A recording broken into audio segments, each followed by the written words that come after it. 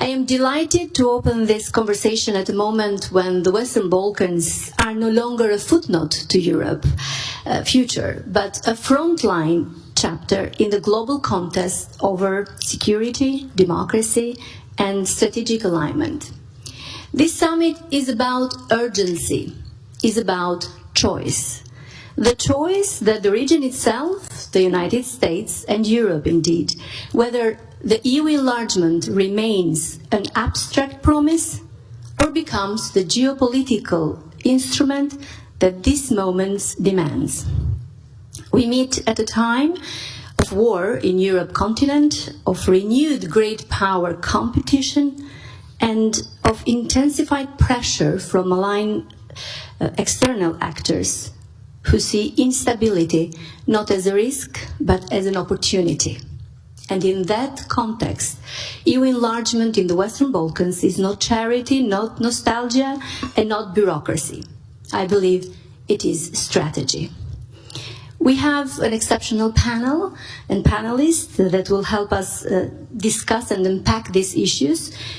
Allow me to welcome Her Excellency Elisa Spiropali, Minister for Europe and Foreign Affairs of Republic of Albania.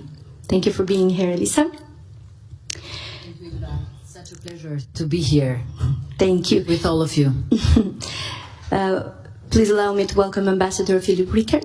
Ambassador, thank you for being here, a partner and practice lead for Europe and Eurasia at Albright Stonebridge Group, distinguished fellow at Wilson Center, former ambassador to North Macedonia. It's a long list, assistant secretary for Europe and for Balkans. It's a pleasure to have you here. Thank you. As you have seen and you have noted in the official program, we had another panelist, Her Excellency Alexandra Papadopoulou, Deputy Minister of Foreign Affairs of Greece, that had kindly agreed to be in panel here today with us, but unfortunately she contracted a highly contagious influenza A virus, and she regrets not being able to attend today. But we want to wish her speedy recovery and also thank Greece for its role as a strategic stakeholder in the region. That said, I'm starting this conversation. We have roughly 25 minutes left, so I want to make a great use of our time. I'll start with a question for both of you, Minister and Ambassador, and I'll begin with security, because as we said earlier in our roundtable, enlargement is now about security. The Western Balkans sit at an intersection of unresolved regional tensions, democratic fragility, and intensified external pressures. My first question is, how do these security challenges change the urgency and the sequencing of EU enlargement? Is the risk today greater in moving too fast or in moving too slow? Minister. Thank you, Ilva. And that question goes right to the point of what we are doing, but also what we are predicting for the future, and why the EU enlargement process is such a geostrategic tool that the EU should use for Albania and for all the countries in the Western Balkans. The Western Balkans are no longer a post-conflict zone or area, but they are a front line of European security and competition. So regional instability, Russian influence, hybrid pressure makes enlargement more urgent. And it makes enlargement not only a transformative process for our countries, but also a tool for a more safe, secure and prosperous Europe. So sequencing matters, and you mentioned sequencing. It does matter because countries that demonstrate institutional resilience and alignment with EU values and standards should move faster. EU and NATO standards and values. That's what we believe, and that's what our stance is. Independently that we believe that all of the countries in the Western Balkans should move forward in their enlargement process, because a region in the EU, Western Balkans in the EU, is definitely safer, and there's more regional cooperation, and it's most prosperous at the end. enlargement should be treated as a security instrument, absolutely, and not a bureaucratic reward mechanism. That has always been our stance. So, yes, a merit-based process, and we fully believe in that because it has to be a credible process, but it also has to be a transformative process for our countries, our state, our societies, but merit-based and also time-based. So any prolongation, we feel, is a security risk. It has always been, but especially now, I think that has become even more pronounced. Delay creates strategic vacuum. We discussed about that earlier, and I don't want to repeat because maybe some of the people here were also at the previous meeting, but vacuum invites malign actors and influences, and that should be avoided at any cost. The question is no longer whether enlargement should proceed carefully, but whether the delays has become a security risk. What's your reading, Ambassador?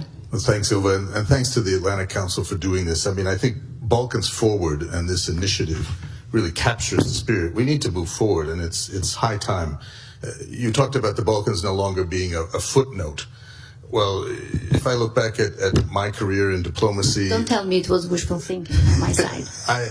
The Balkans has really been not just the chapter head, but perhaps the title of the book, whether it was working with Ambassador Hill in Skopje in the 90s, in Kosovo at Rambouillet, whether it was ambassador to North Macedonia, whether it was Deputy Assistant Secretary traveling through the region, working on with Cathy Ashton and the EU on trying to resolve issues between Belgrade and Pristina. The Brussels agreement was that, but you know, that was 12, 13 years ago, and it's high time to move this along. Not to dwell on the history, but you know, it's over 80 years ago that World War II ended, and under U.S. leadership, we created a series of institutions globally, but particularly in Europe. One of the most important was NATO, but we also encouraged the losing countries, like Germany, and in Asia, Japan, to rebuild themselves, to reform, and to join these institutions that were so crucial to bringing stability, a greater sense of certainty, economic prosperity, and that's been a great success. The NATO alliance was a huge success. In the 90s, we were interrupted by the emergence of unsettled issues, the breakup of Yugoslavia, which Europe has been had a much more difficult time dealing with than it has, frankly, the breakup of the Soviet Union. We can see the dangers of the Ukraine war and what's going on, but we had really difficult times in the 90s. Together, the United States and Europe determined in early 2000, a quarter century ago, that the solution to this was to take these countries, to help them make the necessary reforms, and to integrate them as democracies, multi-ethnic, into these critical institutions, NATO and the EU. Well, we worked on that path despite many hurdles, many of them thrown up by individual countries, to bring in countries that were prepared and that chose to become members of NATO. In North Macedonia, we overcame, for instance, the issue that was resolved by the Prespa agreement, a huge step. And we made sure, by that time I was Assistant Secretary for Europe, that we moved quickly and responsibly to fulfill the pledge we'd made that when that issue was resolved, the country would move swiftly into NATO. They did that as the 30th member of NATO under President Trump's first administration. And now, of course, we see them stopped. The EU has been unable to move forward on that or any enlargement. These promises have gone on for too long. There's understandable skepticism, not just here in the halls of the Atlantic Council or ministries of foreign affairs or conferences around Europe, but there's skepticism among the peoples of this region about what their future is. We believe it is a European future. These are European countries, and they need to move along swiftly, promptly. It is an urgent matter of security, stability, and frankly, of trust in the West. It looks that there is some move, especially on Albania as being a front runner, but the momentum is fragile. Minister Spiropali, what factors you believe will determine whether Albania can convert that status of the front runner into concrete accession progress? Well, Ilva, they're connected, and they're connected at every single step, because for us it is not begging at the door of the EU, it's not a bureaucratic reward mechanism, but for us it's foremost irreversible reforms, irreversible institutional steps, not just ceremonial milestones. And maybe I can mention some. I don't want to go into the details of our reforms, but indicative of the substance from judicial independence that survives political pressure. Credible anti-corruption enforcement, alignment with EU foreign and security policy. So in general, institutional reforms that are embedded in our structures and are also accepted by the society. So Albania and Montenegro, you called us front runners, and we believe, yes, we can use that term, or we can say that we believe that reforms are embedded, not episodic. And we believe in sequencing because we truly believe that symbolic progress fades and what remains in institutional progress. And that's what we want to do. So real progress is when change in behavior also happens, when society is involved in these processes. So this is not only changing legislation, we're doing that now. The parliament is very busy.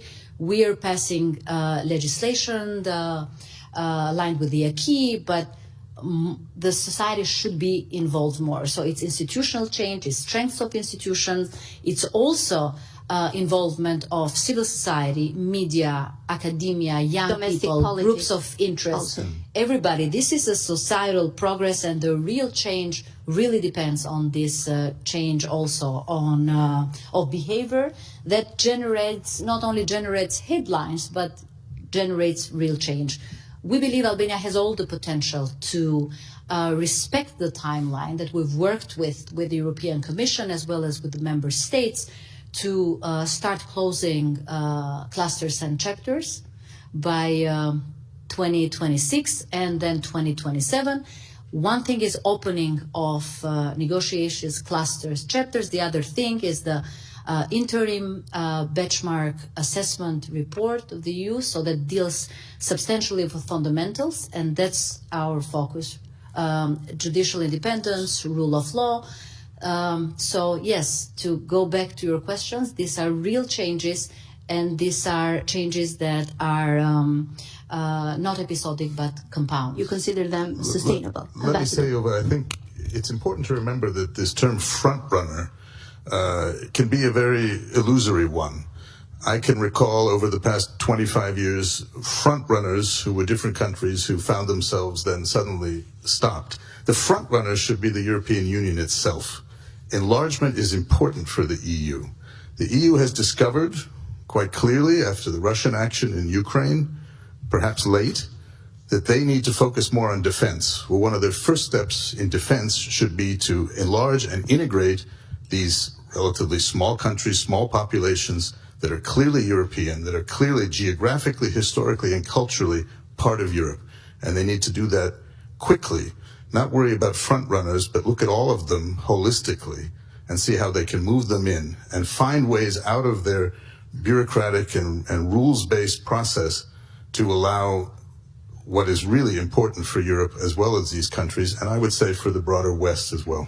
And that's my question, Ambassador Riker. Why does EU accession for the Western Balkans matters to Washington in terms of priorities, NATO, cohesion, democratic resilience, etc.? Look, countries being in the EU have benefited the United States. The EU was created largely to prevent wars, to prevent a reemergence of what we'd seen in the European continent for centuries. And it did that along with NATO very effectively for over 80 years. The Western Balkans was an area where unfinished business caused disruption. This wasn't good for the EU. These countries are just, some hours' drive from major European capitals. The gates of Vienna, historically, are still there, and they should be open to the Western Balkans as well. For Greece, it's very important. Geographically, Greece is the ultimate Balkan country, connecting Aegean and Adriatic in these important Mediterranean sea lanes. This is all important for security, and that is important to the United States. So when we sat down together at the turn of the millennium and said, this is the solution to dealing with these questions of the Western Balkans, it was, Europe will do this, we will do this, we will integrate these countries into these institutions. I would say we did our part, the United States, of which I am no longer an official representative, but I was, and we did our part in bringing the NATO candidate countries in. And it was an important time, and you've seen how important that was. The EU got stuck for a variety of reasons, and they need to unstick themselves and move ahead with this process so that we're not here again next year or 5 or 10 years from now saying, what about enlargement? Let's just get it done. It can be done. I know that it can be done. From a U.S. perspective. And a U.S. perspective, it's crucial to see this finished. And so we can spend the time at these conferences talking about what we can do together to deal with the real threats. EU will bring a certain level of stability, confidence, predictability to all of the countries of the Balkans. They'll have things to learn along the way, but that's part of the process of joining the club. To take up on your idea or your proposal, your call, get it done. There is a latest controversial proposal of a two-speed enlargement, Minister Spiropali. I'm sure you have heard of it. There are 2 countries that have floated reforms that would allow leading candidates to advance more quickly, potentially breaking the cycle of inertia that has halted enlargement for years, as we are discussing here.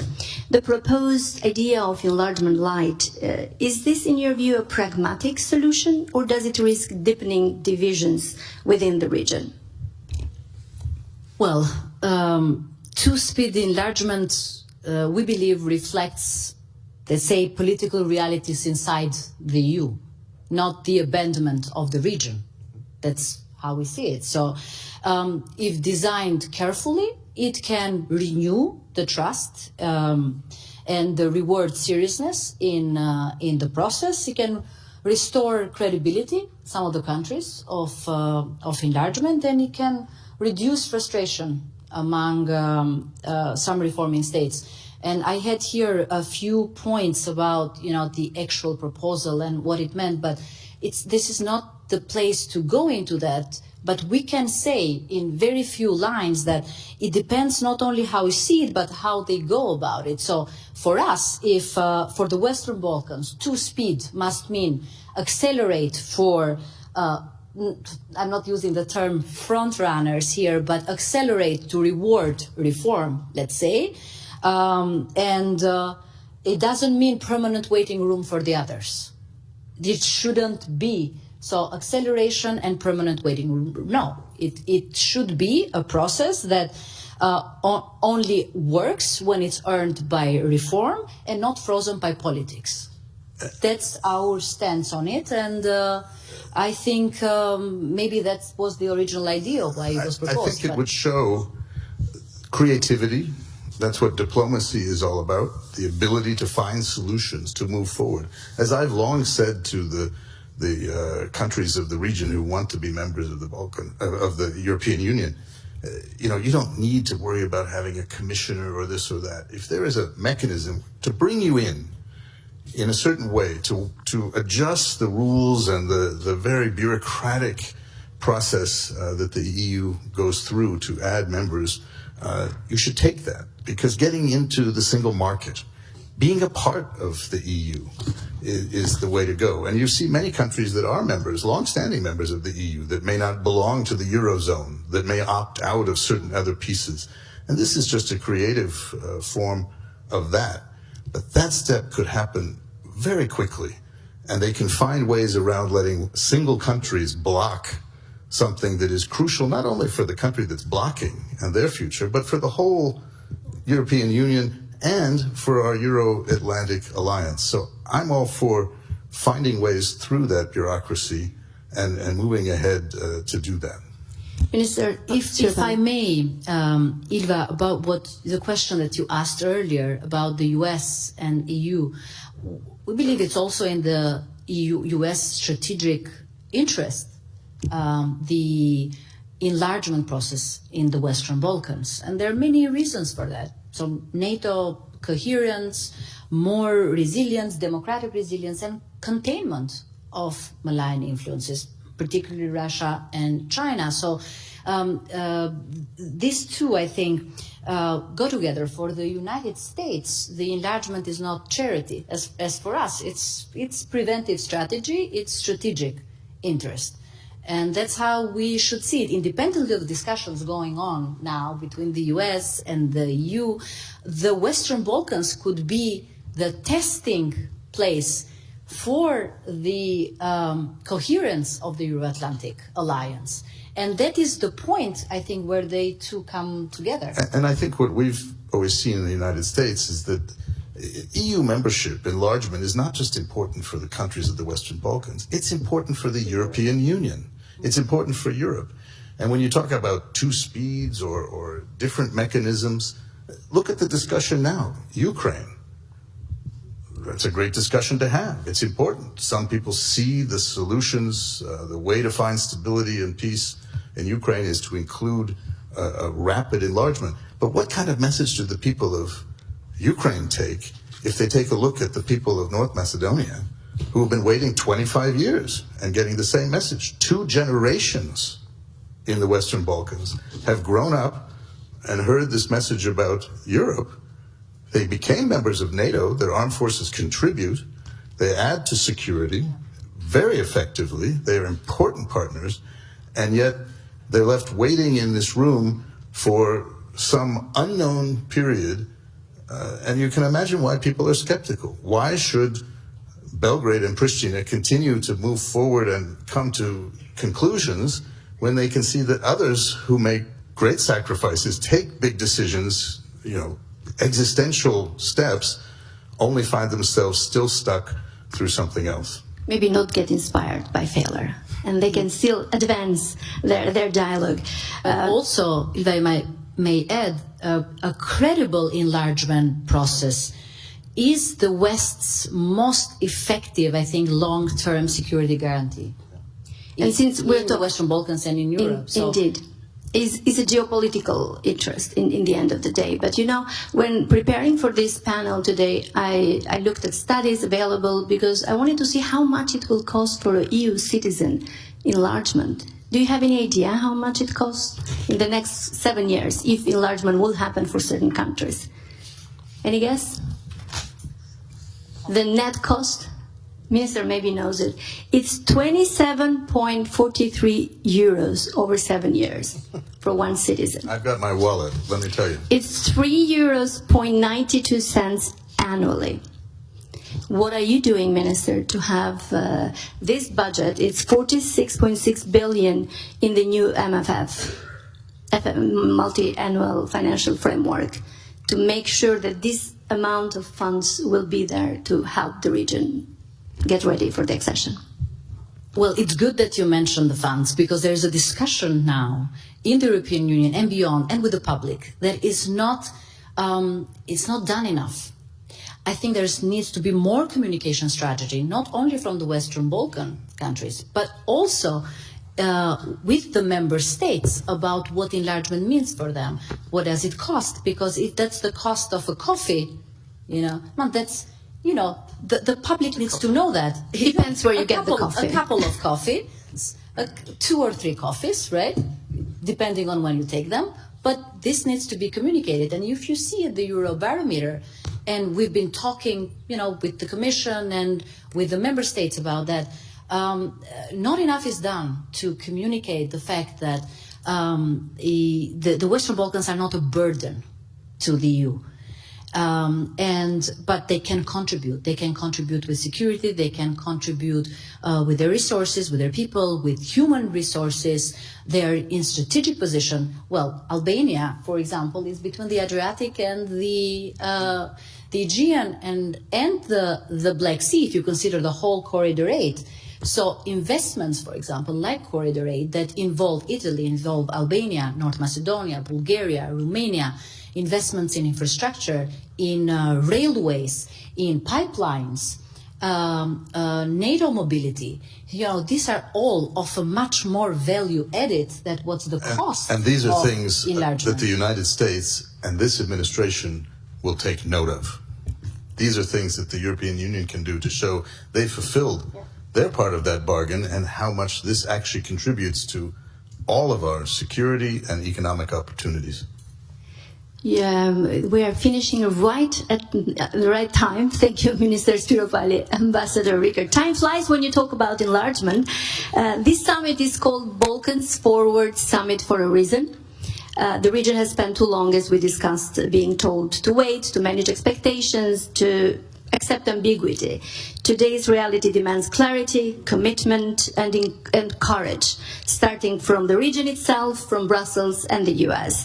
Let me close by thanking the panelists for their insights, and all of you here in the room, and our global audience online, watching around the world, for being part of this vital conversation. Your engagement is what moves policy from intent to impact. Thank you, everyone.